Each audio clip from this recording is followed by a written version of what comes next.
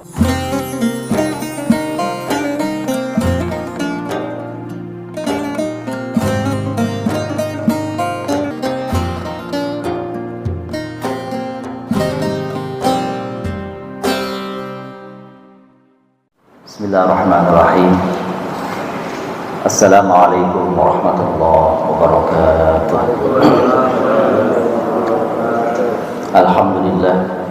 Alhamdulillahilladzi bi ni'matihi tatimmus shalihat wa bi 'afihi wa ghufranihi tughfaru dzunub was sayyi'at wa bi jamalihi wa qudratihi tunalu rawaib wal hajat. Asyhadu an la ilaha illallah wa la syarika lahu wa asyhadu anna sayyidina Muhammadan 'abduhu wa rasuluh. Allahumma shalli wa sallim wa barik ala habibika wa rasulika nabiyina Muhammad wa ala alihi wa ashabihi wa atba'ihi wa salihin yaumiddin wa sallama tasliman katsiran. Wa qala ta'ala a'udzu billahi minasyaitonir rajim. Bismillahirrahmanirrahim. Walladzi arsala rasulahu bil huda wa dinil haqq yudhhirahu 'ala dini kullihi wa kafa billahi syahida. Shadaqallahul 'azim.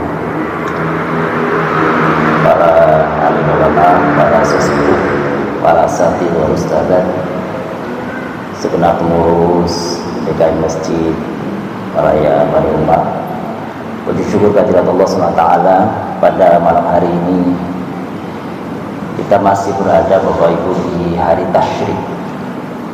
Ini hari adalah hari ke-11, malam ke-12 sekarang. Alhamdulillah, mudah-mudahan kita yang diberitakan oleh Nabi Sallallahu Alaihi Wasallam, ma min ayyamin al-amalus salihu fihinna ahabbu ilallahi min hadhil ayyam, ila akhir hadits. Tidak ada hari-hari di mana seseorang melakukan amal saleh yang lebih baik daripada hari-hari yang ini atau Rasul. Dan insyaallah dia termasuk adalah hari-hari yang baik, dan amal saleh kita, hidup kita di tempat ini, i'tikaf kita di tempat ini, setelah kita melaksanakan ibadah salat maghrib tadi, semoga dapat ridha Allah Subhanahu wa taala. Amin ya rabbal alamin. Bapak Ibu muliakan, pada malam hari ini tema yang akan dibahas pada kita itu diambil dari kitab Al-Yawmun Nabawi. Al-Yawmun Nabawi kita terjemahkan Daily Life of Prophet Muhammad, kehidupan sehari-hari Nabi Muhammad. Ternyata, Bapak muliakan, dari mulai bangun tidur sampai tidur kembali, Rasulullah SAW digambarkan di dalam uraian yang sangat panjang sekali dalam kitab yang banyak, sehingga berepisode-episode kita bisa menjelaskannya.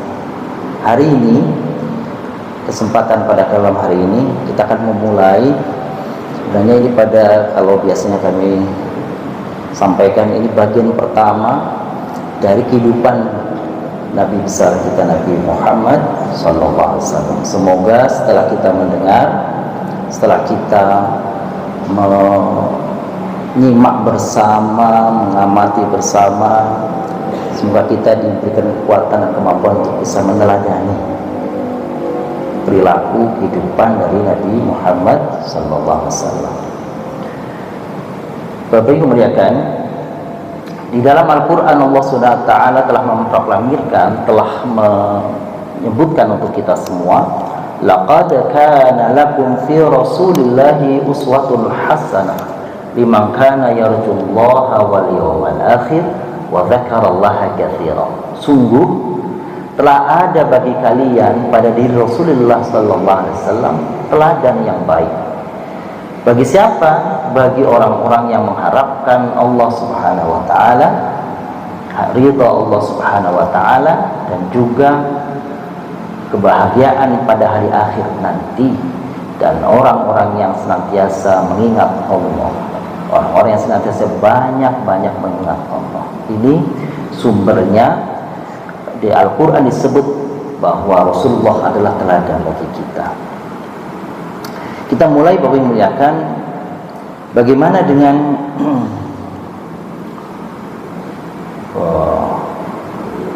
ini yang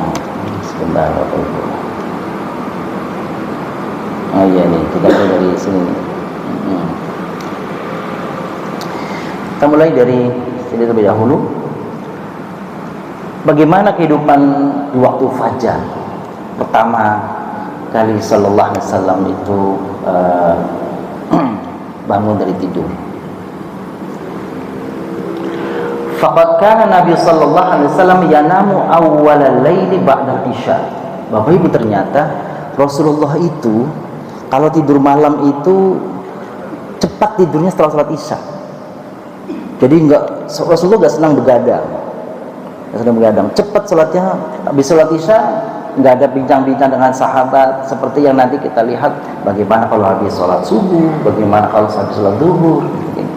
Jadi kalau salat malam, maksud saya kalau tidur malam itu Rasulullah cepat sekali tidurnya itu. Idz kana yakrahu an-naum qabla al-isya, dan beliau itu sangat tidak senang untuk tidur sebelum isya. Membenci tidur sebelum salat isya itu enggak mau Rasulullah. Ya, jadi habis salat maghrib, terus kemudian zikir isya segera beliau tidur. Wal haditsu ba'da, enggak suka juga Rasul itu ngobrol-ngobrol setelah salat isya. Enggak senang ngobrol-ngobrol setelah isya. Waktunya nanti ada pada episode lain waktu insyaallah. Kama rawahul Bukhari, seperti yang diriwayatkan oleh Imam Al-Bukhari, thumma yastayqidh fi awwal nisfi tsani min al-lail fa yaqumu thulutsal lail thumma yanam thulutsahu al-baqi. Terjemahannya, kalau saya terjemahkan ini, kemudian beliau itu bangun malam di awal paruh kedua di malam, kemudian beliau melaksanakan sholat sepertiga malam, kemudian beliau tidur seperenam sisanya. Nah ini kan agak susah hitung waktunya sepertiga gitu. Malam itu kapan sih gitu ya? Ada pendapat para ulama kapan memulai malam itu. Ada yang mengatakan malam itu dimulai dari isya, itu malam. Ada yang mengatakan malam itu begitu siang selesai ya aja malam. Karena dunia al-lail wan nahar, siang dan malam gitu. Jadi kalau kita coba hitung dari jam 7 mulai start malam itu, 7, 8, 9, 10, 11, 12, 1, 2, 3, 4, 10 jam kira-kira gitu ya. Malam itu seperti itu. Karena udah fajar jam 4, setengah 5 udah fajar tuh. Ya terbit fajar. Gampangnya 10 jam lah gitu. Maka Rasulullah SAW itu bangun di tengah, kalau malam itu tadi 10 jam, di paruh kedua dibelah tuh 5 jam pertama. Jadi 7, 8, 9, 10, 11, kira-kira beliau bangun jam 12 malam. Rasulullah bangun. Ini tergantung cara ngitungnya ya. Kalau ngitung jam 8, 9, 10, 11, 12, 1, 2, 3, 4, 9 jam, kira-kira jam 12. Beliau bangun jam 12. Itu separuh malamnya sudah. Lalu digunakan sepertiganya untuk sholat, untuk qiyamul lail. Jadi kalau tadi 9, 3 jam. Kalau 10, berarti 3 jam setengah kira-kira gitu. Jadi dari jam 1, 2, 3. Ilustrasinya gitu ya. 3 jam kira-kira beliau qiyamul lail itu. Kalau mau dibelah seperti itu. Tsumma yanamu sudusahul baqi, kemudian seperenam sisanya beliau bangun, tidur justru. Rebahan. Jadi kalau udah jam, jadi 1, 2, 3, mulai setengah 4 sampai setengah 5, kira-kira subuhnya setengah 5. Apa yang dilakukan beliau? Fa fi sahihain anna Nabi sallallahu alaihi wasallam, kata Rasul di dalam kitab Sahihain, kitab Bukhari Muslim, beliau mengatakan ahabbus salati ilallahi salatu Dawud. Salat yang paling dicintai oleh Allah adalah salat Nabi Dawud alaihissalam. Wa ahabbus siyami ilallahi siyam Dawud. Puasa yang paling dicintai oleh Allah adalah puasa Dawud. Ini salat sunnah dan konteksnya puasa sunnah. Wa kana yanamu nisfal laili wa yaqumu thulutsahu wa yamusu. Jadi Rasulullah mentradisikan salatnya Nabi Dawud alaihissalam waktu salat malamnya. Jadi tidur separuh malam, sepertiga dipakai untuk sholat, sisanya seperenamnya pakai untuk bangun untuk apa? Untuk istirahat sebelum subuh. Nah, setelah salat malam, yasta'adzanu Bilal radhiyallahu anhu sukunal madinati wa yuwafi dzalika Nabi sallallahu alaihi wasallam na'iman yastarih al-badan asy-syarif sa'at as-sahar ba'da sabhin tawil min qiyamil lail. Kira-kira pesan daripada paragraf ini, azan Bilal. Jadi azan Bilal itu ada 2 kali Bapak Ibu. Azannya 2 kali. Azan subuh dan adzan fajar kadzib. Sebenarnya di masjid kita begitu nggak adzan subuhnya? Sekali ya? Sekali. Bapak-bapak kalau lihat di masjid di Jogja, Jogokaryan, itu ada adzan pertama tuh. Sejam sebelum subuh.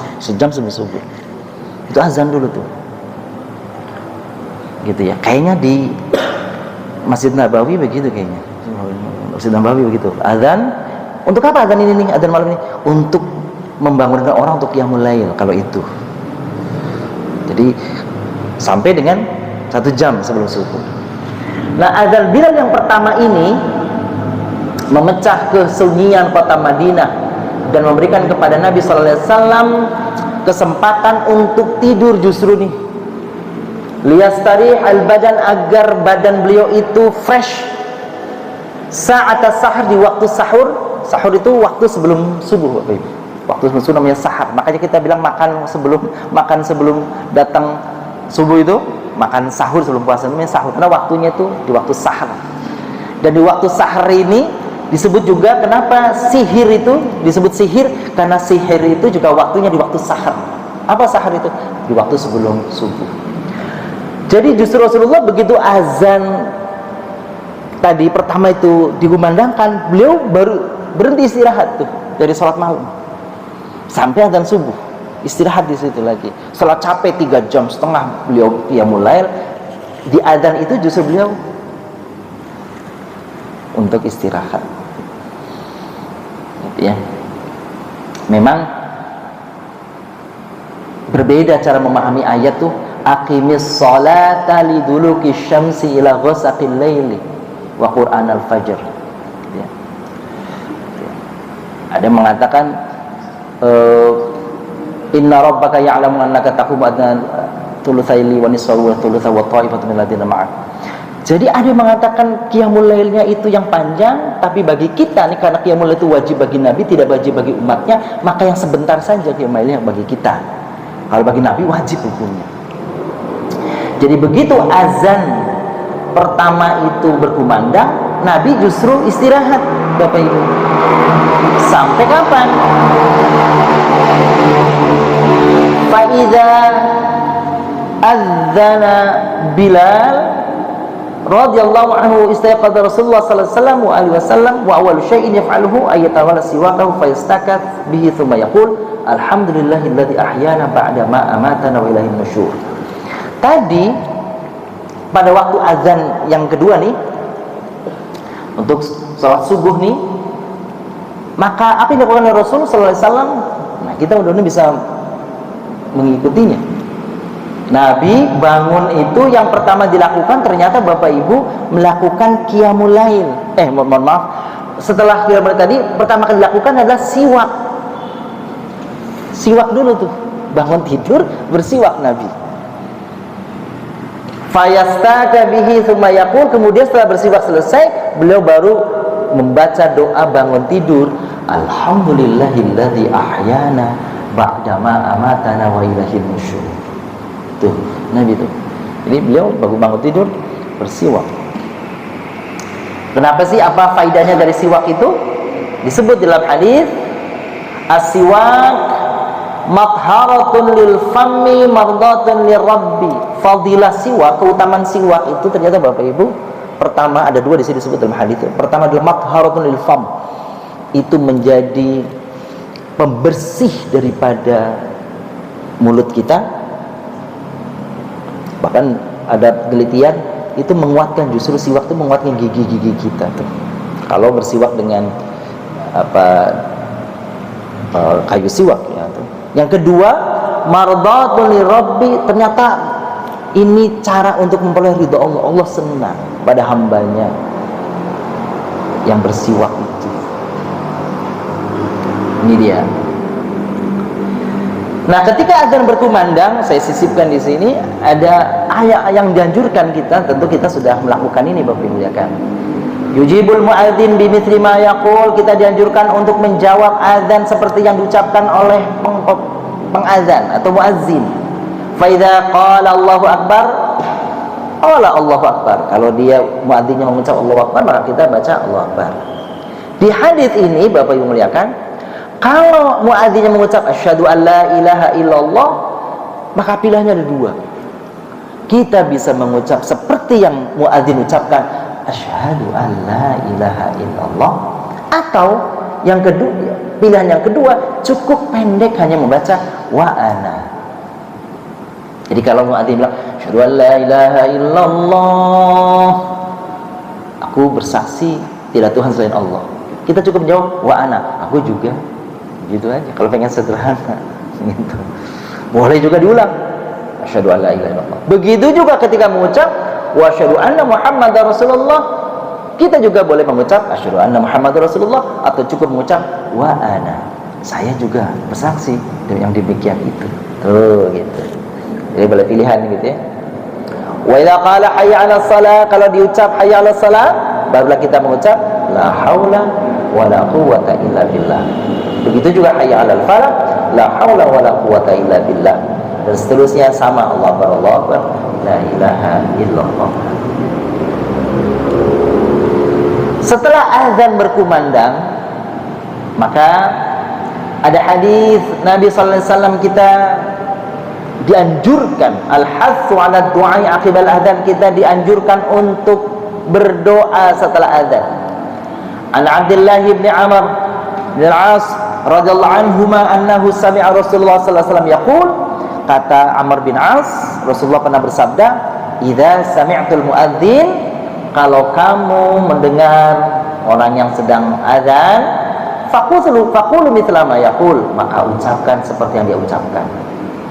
Tsumma shallu alayya, kemudian berselawatlah kepadaku. Jadi setelah salat selesai, setelah azan selesai, Allahumma shalli ala sayyidina Muhammad. Tidak begitu, Allahumma shalli ala Muhammad. Fa innahu man shalla alayya salatan sallallahu alaihi bi asyran. Karena siapa orang yang bersalawat kepadaku satu kali saja, Allah membalasnya 10 kali lipat. Kemudian kata Rasul, sallallahu aliyal wasilah, minta sama Allah untuk aku. Apa yang diminta? Al-wasilah. Nah, bapak-bapak, ibu-ibu kalau dengar azan kan selesai, Allahumma rabba hadhihi da'watit tamah wassalatil qa'imah ati sayyidana Muhammad, atau ati Muhammadanil wasilah. Apa itu wasilah? Itu wasilah bukan seperti wasilah pemahaman kita, perantara, jembatan, bukan. Ternyata wasilah itu disebut oleh Nabi sendiri, jelaskan di dalam hadisnya, fa innaha manzilatun fil jannati la tambaghi illa li'abdin min ibadillah. Kata Rasul, wasilah itu apa?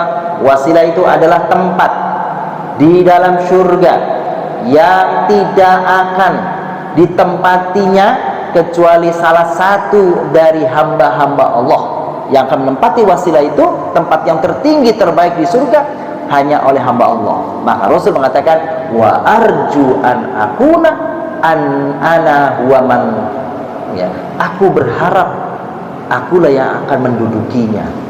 Faman sa'aliyal wasilah, maka siapa orang yang berdoa kepada Allah untukku wasilah, halat lahu syafa'ah, maka dia berhak atas syafaatku nanti. Jadi kalau kita ingin mendapat syafaat dari Nabi, yang disabdakan beliau, jangan lupa kalau ada azan, setelah azan selesai, bacalah doa Allahumma rabba hadhihi da'wah, dan seterusnya. Seringkali Bapak Ibu dengar, ini sebenarnya azan yang mana yang kita jawab sih? Azan di masjid atau azan di radio? Dimatakan yang azan orang itu yang di masjid, di radio mah bukan orang. Radio yang siapa azan, siapa aslinya? Ya orang juga. Jadi kalau saya sih semua. Tapi kalau yang meyakini yang di masjid aja, yang di menara yang lagi ada azan, ya boleh gitu. Tapi kalau Bapak Ibu lagi nyetir di mobil, kan nggak kedengeran dari luar. pas lagi nyetel radio ada azan, ya kalau bagi saya boleh itu dijawab, itu juga sama. Karena di sini tidak ada pembedaan azan yang mana, pokoknya azan umum lah, azan apa aja. Nah, Bapak muliakan. Tsumma yar'atu Rasulullah sallallahu alaihi wasallam wa alihi yanba'itsu. Kemudian Rasulullah bangkit dari tidurnya setelah tadi dengar azan Bilal, beliau bangkit. Fa in kana bihi hajatu ilal ghusli ightasal. Kalau memang butuh mandi, ya mandi. Rasulullah kalau bangun nih setelah tadi itu, setelah bangun tidur, kalau butuh mandi, ya mandi. Wa in kana bihi hajatun ilal wudu tawaddo. Kalau nggak perlu mandi, ya beliau wudu aja. Wa rubbama qama ila sholati min ghairi wudu'in.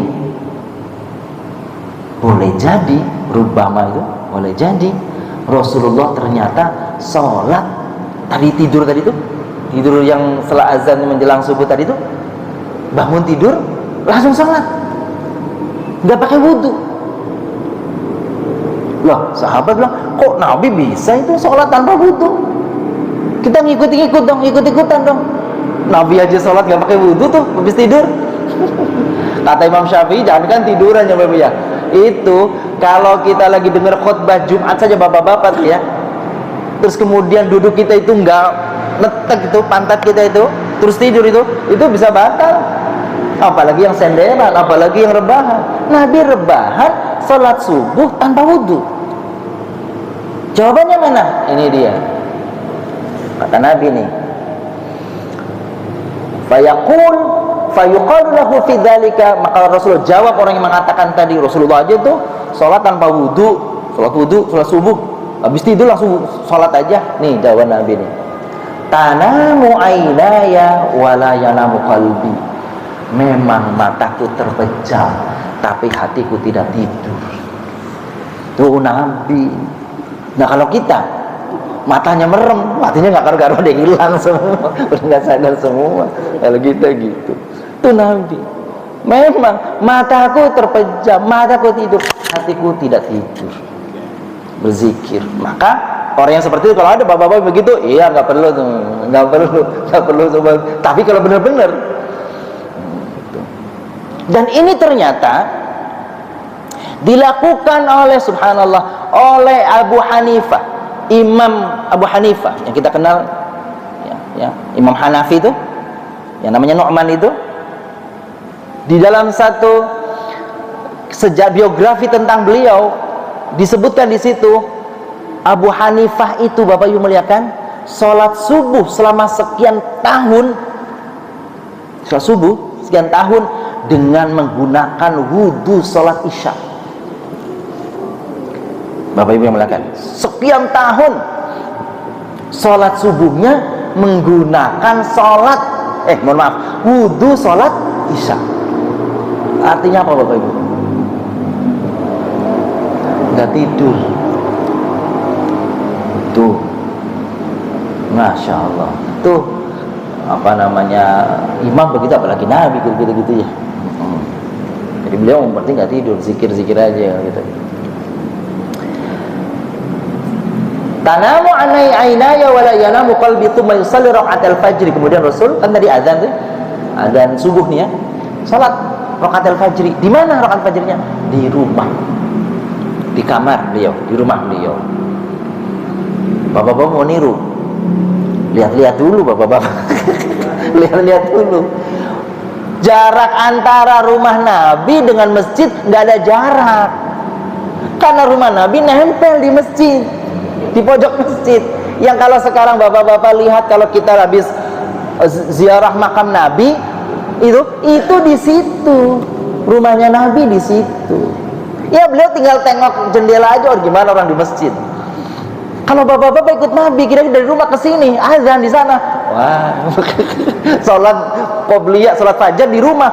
Kira-kira sampai sini kayaknya udah komat ya, ketinggalan malah.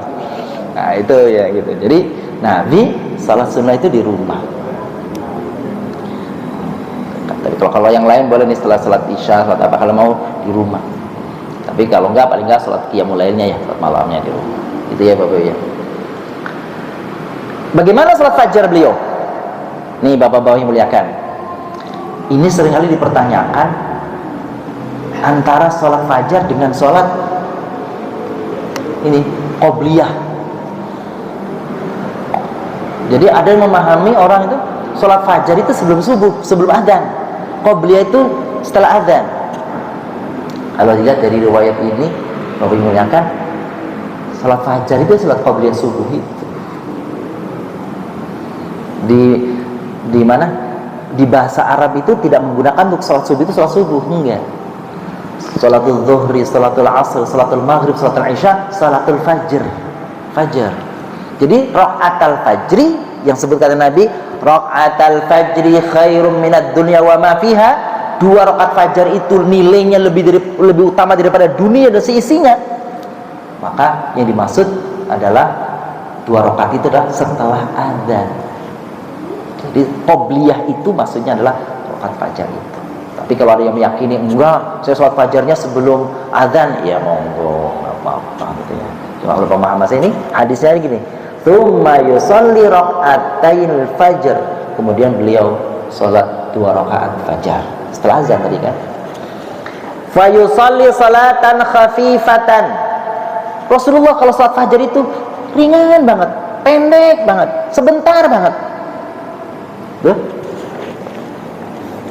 Hatta yaqulal qail, sampai ada yang komentari sholat Nabi itu kayaknya Nabi nggak baca Fatihah nih, saking cepatnya nih. Karena Nabi biasanya lama kalau sholat. Li syiddati ma yukhaffifuha, karena saking cepatnya. Mohon maaf, ini batuk lagi tadi padahal udah sembuh. Kita lanjutkan. Apa yang dibaca oleh Nabi? Ini dia. Di rakaat pertama dia baca Al-Kafirun.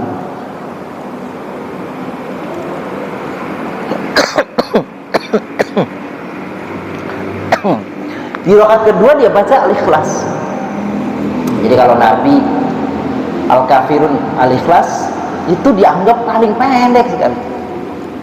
Kalau kita hobinya itu, sholat apa aja itu. Bukan sholat sunnah aja, sholat apa aja itu. Tapi memang Nabi itu kalau ditanya, kalau ngasih tahu sahabat sholat apa saja, mesti bacalah rakaat pertama Al-Kafirun, rakaat kedua Al-Ikhlas, begitu. Nggak nyontohin yang panjang-panjang. Nabi itu kalau ngasih tahu tuh, kenapa? Biar umatnya itu tidak berat kalau sholat. Dalam banyak hal mesti Nabi begitu. Tapi kemudian bilang boleh pada sholat subuh sabbihisma atau la'ala gitu. Tapi kalau nasihatin orang, udah pendek aja sholat. Quran Al-Fajr, ini penjelasannya. Jadi Nabi kalau sholat sunnah fajar itu pertama baca Al-Kafirun, rakaat kedua baca Al-Ikhlas.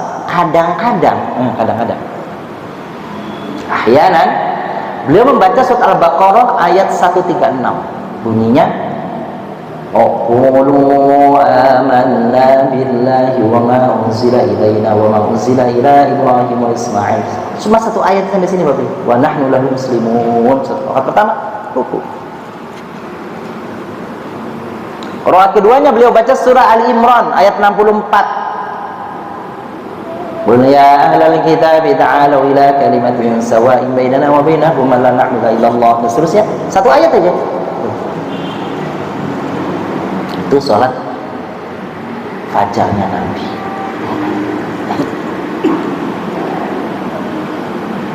Nah, setelah Rasulullah salat fajar di rumah, beliau nggak bergegas masjid, bapak-bapak, ibu-ibu nih. Ngapain beliau nih? Beliau sempatkan ngobrol dulu sama istrinya. Coba Bapak Ibu, kira-kira kita gitu ya. Bapak gitu nih. Fa'in kanat fa'idha fariqa min salati, kalau beliau sudah salat fajar tadi nih, ya. Fa'in kanat zaujatuhu mustayqidatan tahaddatsa ma'ha, kalau istrinya ternyata sudah bangun, ngobrol. Istri Nabi itu Bapak Ibu muliakan, rumahnya ini Aisyah, nyambung Hafsah, nyambung Zainab, nyambung Siti Habil, 9. Bapak Ibu bayangin nih, kayak pintu kontrakan. Nah, yang sekarang makam Nabi itu di situ, itu adalah kuburan Nabi sekarang tuh. Disitulah dulu kamarnya Aisyah radhiyallahu anha. Gitu tuh. Terus sampai setiap kali beliau memperistri, beliau bangun lagi kamar yang lain. Terus itu kalau beliau bangun pagi setelah sholat sholat sunnah tuh, beliau lihat mungkin pagi ini di Aisyah, besok hari di Hafsah, besok pagi di Zainab. Itu kalau Zainab udah bangun, ngobrol. Hadithul mu'anasati wal isad, obrol santai yang menyenangkan. Sebab Bapak muliakan, obrolan suami istri itu selama tidak ghibah dan fitnah adalah berpahala. Ngobrol isengnya suami istri itu berpahala. Makanya Bapak Ibu senang ngobrol. Gitu ya. Ngobrol isengnya saja berpahala sepanjang tidak ghibah dan fitnah. Tuh. Sampai mohon maaf, ngobrolnya yang dalam tanda kutip nih, yang jorok aja sepanjang itu bukan fitnah dan ghibah, itu bagian dari ibadah. Aduh, saya jadi ngerepot ke. Masih Ustaz Sarul. Fama dhannuka bi zaujatin mahabbatin tustaftahu anwaru yaumiha bi hadithil mawaddati min zaujiha. Betapa bahagianya tuh istri yang memulai kehidupan paginya diajak bicara yang menyenangkan. Gitu. Kayaknya besok-besok mulai dipraktekkan. Besok-besok pagi ya. Bismillah.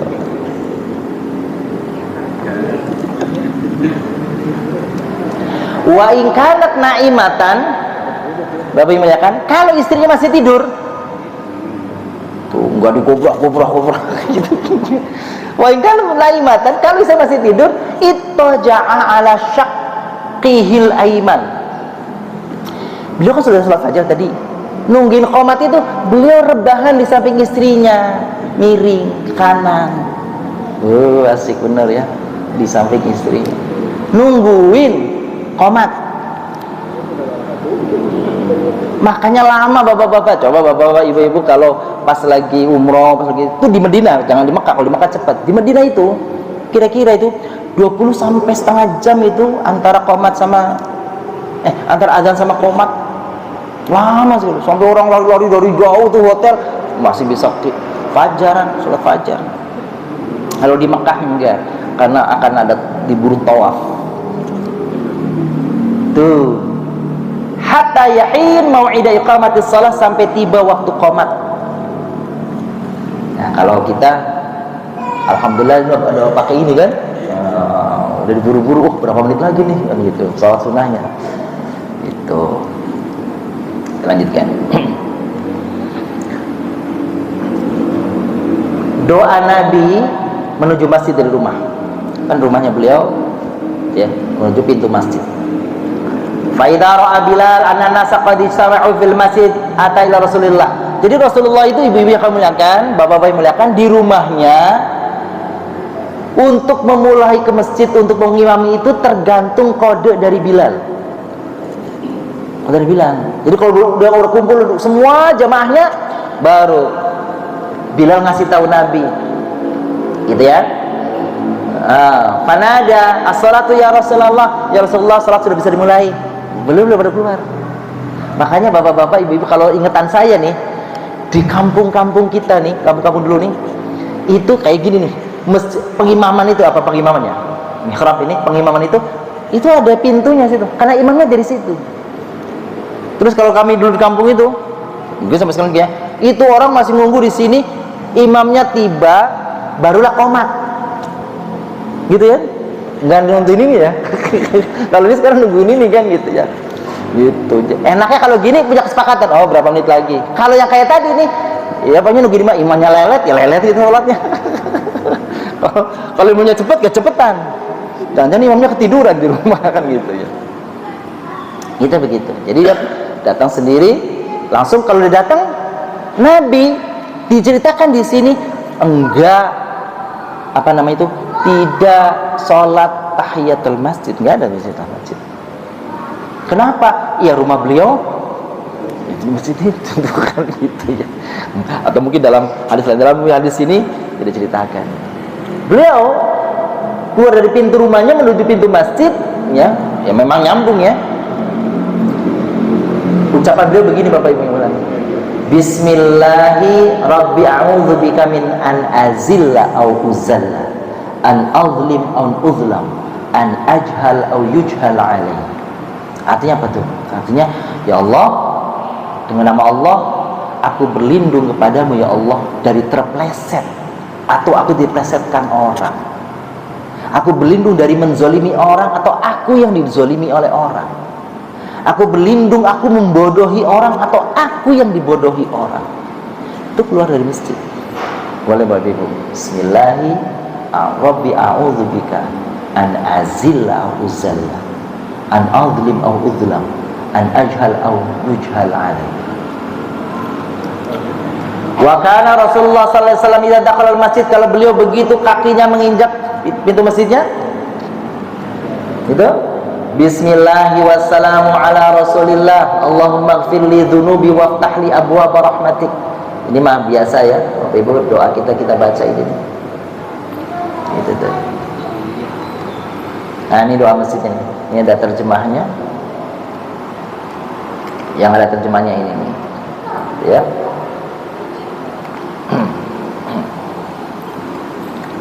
Ad-dukhul ilal masjid. Sekarang Rasulullah masuk masjid nih. Wa rubbama kharaja wa rasul yantifu ma'an min athadil ghusl, wa rubbama kharaja wa waqafa fi musallahu thumma tadhakkara anhu junubun wa lam yaghtasil faqala makanakum antum. Jadi beliau masuk masjid masih netes nih. Kadang-kadang masih netes sisa dari wudunya atau sisa dari mandinya. Begitu beliau. Ternyata Bapak Ibu muliakan, sudah masuk masjid, sudah mau berdiri di tempat pengimaman, tiba-tiba ingat beliau. Ingat apa? Ternyata beliau belum mandi junub. Ini saya nggak mengadakan, ini mah dari kitabnya begitu. Tsumma dzakara annahu junubun. Dia teringat bahwa dia masih junub, belum mandi, walam yaktasi, belum mandi. Faqala, maka Rasulullah ngomong sama sahabatnya, makanatkum antum. Dah, tunggu di sini sebentar ya, jangan kemana-mana. Gitu. Lampi mandi. Kalau bapak-bapak imam kita begitu, ditinggalin. Ngapain nungguin imam itu? Tsumma raja'a ila baitihi, kemudian beliau pulang ke rumahnya. Faqtasala tsumma kharaja ilaihim wa rasul yaftiru ma'an. Mandi. Begitu masuk tadi masih meneteskan air. Tadi tuh habis mandi tuh masih ada tes air dari janggutnya tuh airnya. Tuh Bapak Ibu, subhanallah ya. Dan sahabat gak ada yang berani Bapak Ibu yang maju. Gak ada yang berani yang maju. Ini ada kisah suatu saat Rasulullah itu lagi sibuk di luar, mungkin ada urusan apa, sehingga sholat zuhur itu Rasul belum datang. Akhirnya sahabat udah lama sekali nunggu, memajukan Abu Bakar. Abu Bakar nggak mau, tapi kan udah lama, udah maju aja, maju Abu Bakar. Begitu maju Abu Bakar, Rasulullah datang. Ini Abu Bakar udah ngimamin, udah ngimamin nih. Satu rakaat, udah ngimamin. Tiba-tiba Rasulullah datang dari belakang. Itu sahabat tahu Rasulullah itu minggir tuh. Jadi Rasulullah sholat gitu, di depannya saatnya minggir lagi, Rasulullah maju lagi ke depan. Depannya minggir lagi, tahu lagi, maju ke depan. Begitu sampai di saat pertama, Abu Bakar tahu gitu. Abu Bakar mundur, Nabi kasih syarat, tetap mundur Abu Bakar, Rasulullah maju. Lalu setelah sholat, Rasulullah tegur, Abu Bakar, kenapa pakai cara mundur? Kan sudah saya kasih syarat. Apa kata Abu Bakar? Aku tidak mungkin menjadi imam bagi muslim kau masih ada ya Rasulullah. Tuh. Tapi jangan praktekin di sini. Jangan dipraktekin. Itu Rasulullah. Tuh. Jadi nggak ada yang berani. Itu. Ya.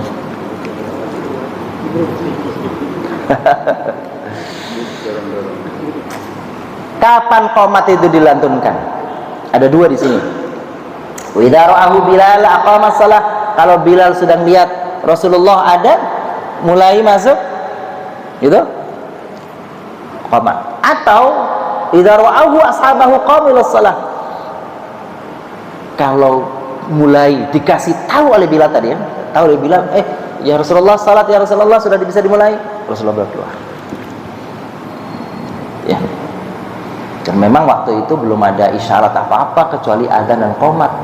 Tidak ada beduk, nggak ada beduk, nggak ada kentongan, nggak ada jam begini, nggak ada gitu ya. Tidak. Seruan Nabi ketika jadi imam. Nah ini seringkali kita dengar kata-katanya ada yang kurang pas. Jadi yang betul, tapi bukan kalau imam ngomong nih bukan sawu, sering terus sawu sufufakum, kurang, bukan so tapi sin, bukan sot tapi sin, sawu sufufakum wa tarasaw, merapat. Sawu itu kan luruskan. Kalau ngelurusin itu patokannya tungkaknya yang lurus, belakangnya itu lurus. Gitu. Jadi bukan depannya, bukan jari-jarinya yang lurus sebenarnya. Aslinya begitu tuh, tungkaknya. Jadi mohon maaf, ini kan ada garis nih Bapak Ibu ya, garis. Jadi garis yang bawah itu, paling bawah itu kan garis ini kan tapak ini ya. Jadi tapaknya yang paling belakang itu di garis ini, di depan garis. Gitu. Jadi bukan tapak depan yang lurus dengan teman-temannya itu, tungkaknya yang lurus itu. Kan kaki orang ada yang panjang dan pendek. Yang gitu ya. Kalau yang diluruskan depannya pada nongol ke belakang tuh, tungkak. Sawu sufufakum wa tarasaw. Luruskan saf-saf kalian dan rapatkanlah. Sesungguhnya meluruskan saf itu min tamamis shalah, sempurnanya salat. Di dalam hadis lain min iqamatis shalah, sama itu. Baik, apa aktivitas Nabi SAW setelah sholat subuh? Nah, sholat subuh kan tadi ya, aktivitasnya. Beliau Shallallahu Alaihi Wasallam biasanya tidak beranjak dari tempat duduknya setelah sholat subuh hingga terbit matahari. Beliau duduk di situ, zikir di situ. Apabila matahari terbit, beliau Shallallahu Alaihi Wasallam berdiri meninggalkan tempat sholat. Dia mengatakan beliau bersolat dulu, solat namanya solat isyraq, baru keluar meninggalkan itu. Ini riwayatnya ada beberapa nih.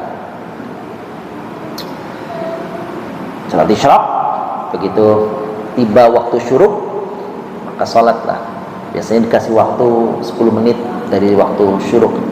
Jangan persis sama dengan waktu syuruknya, tapi lewat supaya matahari betul-betul sudah naik dikit. Nah, salat. Karena hadis Nabi mengatakan siapa orang salat subuh berjamaah, duduk di tempat itu, berzikir di tempat itu, kira-kira gitu, berduduk di tempat itu sampai dengan matahari terbit, lalu dia salat sunnah 2 rakaat, maka baginya pahala umroh sempurna.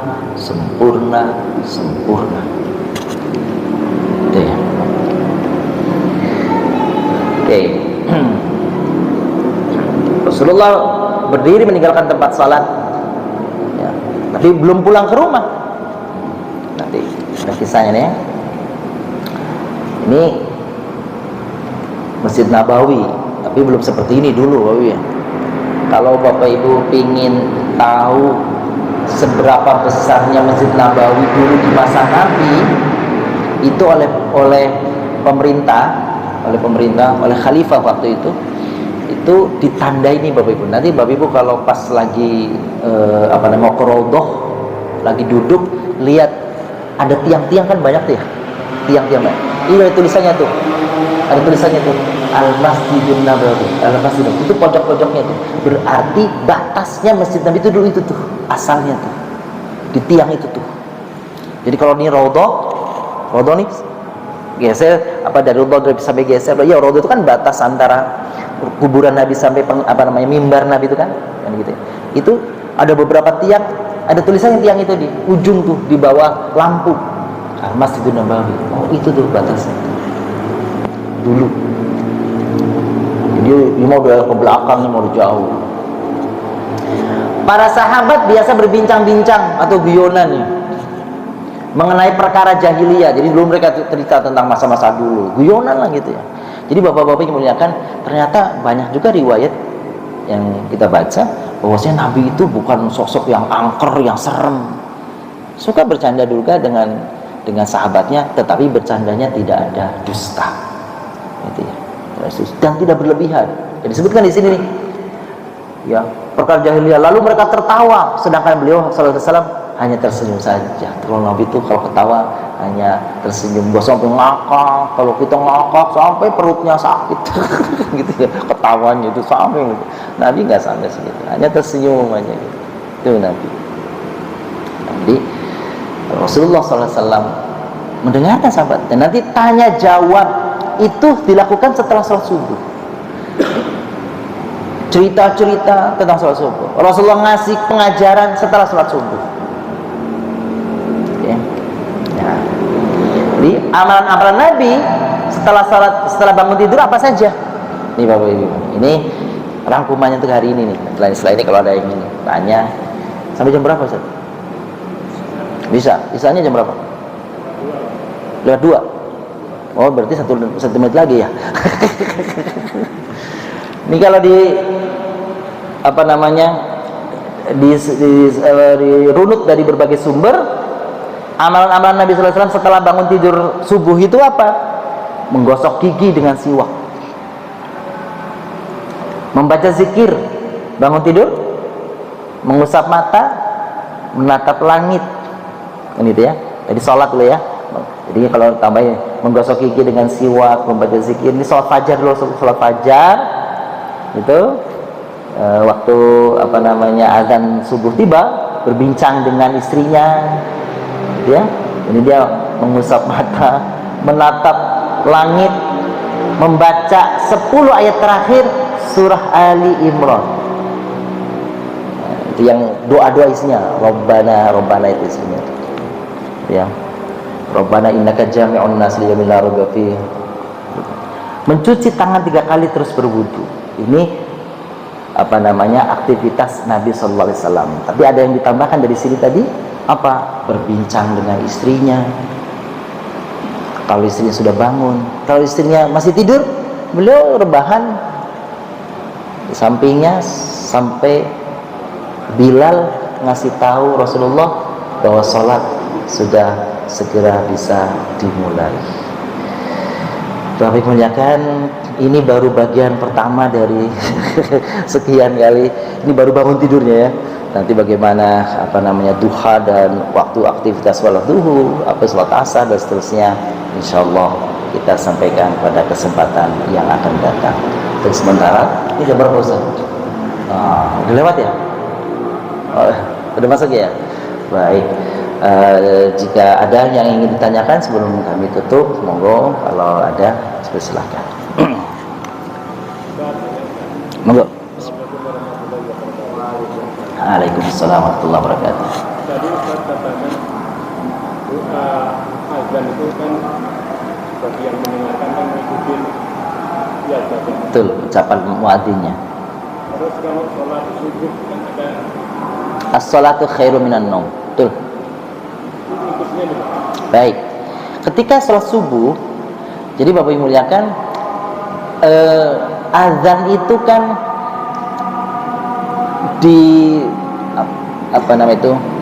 disampaikan sebagai penanda sholat atas mimpi daripada Ali bin Abi Thalib.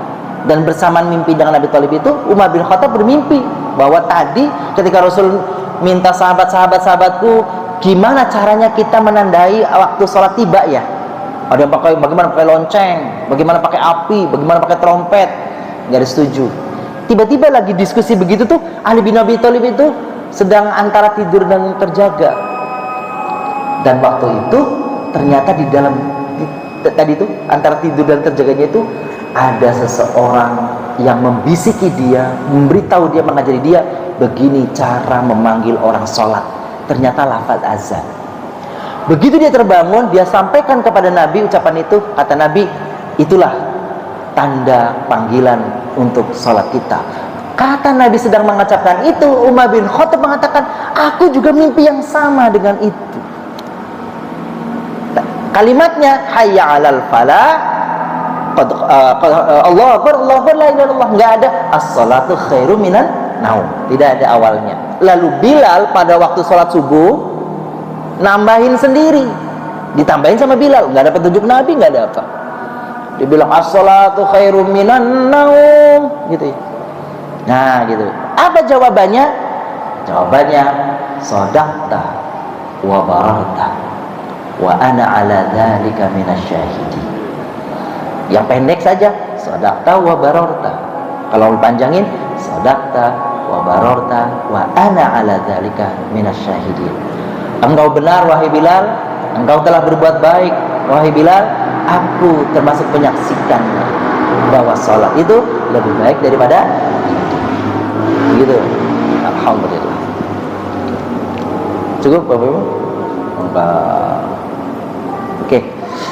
Demikian alhamdulillah apa yang kami sampaikan, mudah-mudahan ada sedikit manfaat bagi kita semuanya. Jika ada hal yang kurang berkenan, mohon dimaafkan. Assalamualaikum warahmatullahi wabarakatuh.